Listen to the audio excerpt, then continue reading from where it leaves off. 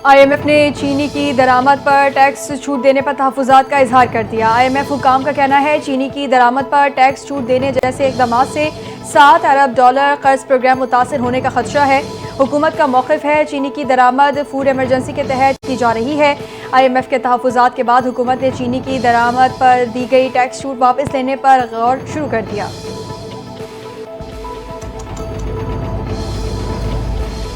वज़ीर-ए-आज़म शहबाज शरीफ से इंडोनेशिया के वज़ीर दिफा की मुलाकात, तिजारत और दिफाई पैदावार समेत तमाम शोबों में मज़ीद फ़रोग़ के अज़्म का इआदा।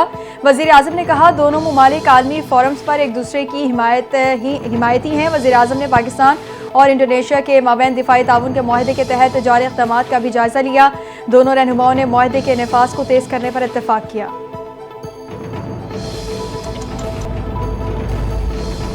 वज़ीर-ए-आज़म शहबाज शरीफ ने दानिश स्कूल्स और यूनिवर्सिटी की तामीर में जदीद क्लासरूम्स पर ज़्यादा सरमायाकारी की हिदायत कर दी। इजलास से खिताब में वज़ीर-ए-आज़म शहबाज शरीफ ने कहा बतौर खादिम पाकिस्तान कौम के बच्चों को बैनुल-अक़वामी मयार की तालीम और तरबियत अपनी अव्वलीन ज़िम्मेदारी समझता हूँ।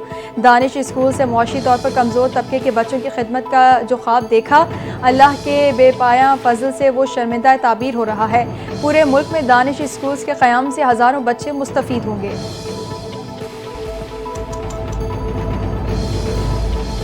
कौमी असम्बली में अपोजिशन लीडर उमर अयूब के गिर्द कानूनी घेरा मजीद तंग। रावलपिंडी की इज़्ज़ाद दहशतगर्दी अदालत ने उमर अयूब की 10 मुकदमात में बुरी जमानतें खारिज कर दी। अदालत ने उमर अयूब को गिरफ्तार करके पेश करने का हुक्म भी जारी कर दिया।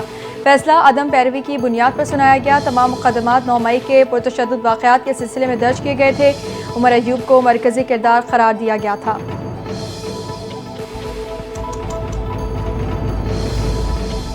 वज़ीर आला मरीम नवाज की हिदायत पर शिमाली और जनूबी पंजाब में जदीद मयार का इको टूरिज़म नेटवर्क बनाने के काम का आगाज़, सियाहत के फ़रोग़ और तारीख़ी विरसे की हिफाजत के सबसे बड़े प्रोजेक्ट पर काम शुरू हो गया। सीनियर सूबाई वज़ीर मरियम औरंगज़ेब का कहना है बजट में सबसे ज़्यादा रकम पंजाब में सियाहत और आसार क़दीमा के मनसूबों के लिए रखी गई है। तारीख़ी विरसे को आलमी सयाहों की तवज्जो का मरकज़ बनाया जाएगा। वज़ीर बल्दियात सिंध सईद गनी की ज़ेर सदारत मखदूश और ख़तरनाक इमारतों से मुतालिक बनाई गई कमेटी का अहम इजलास। कमिश्नर कराची ने रिपोर्ट पेश करते हुए बताया 59 इंतहाई मखदूश करार दी गई इमारतों में से 29 इमारतों को खाली करा लिया गया है। बाकी इमारतों को भी जल्द खाली करवाया जाएगा। वज़ीर बल्दियात सिंध सईद गनी ने कहा तमाम ख़तरनाक इमारतों का सर्वे करवाया जाए। सर्वे तेज़ी से मुकम्मल करके रिपोर्ट आइंदा हफ्ते कमेटी इजलास में पेश करने की हिदायत।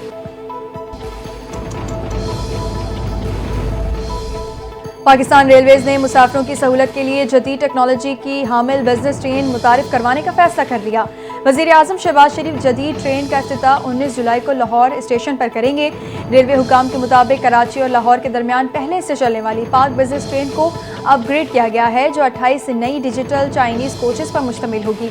जदीद बिजनेस ट्रेन में मुसाफिरों की सहूलत के लिए मुफ्त वाईफाई और बैनुल-अक़वामी मयार के मुताबिक तैयार करदा डाइनिंग कार शामिल होगी।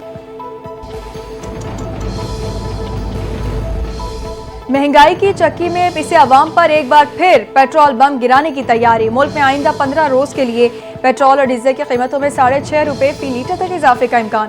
पेट्रोलियम मसवाद की कीमतों में रद्द-बदल की वर्किंग कर ली गई। वज़ीर-ए-आज़म की मंजूरी के बाद पेट्रोलियम मसवाद की कीमतों में कमी बेशी का ऐलान किया जाएगा। पेट्रोल 6 रुपये 60 पैसे, हाई स्पीड डीजल 5 रुपये 27 पैसे फी लीटर महंगा हो सकता है।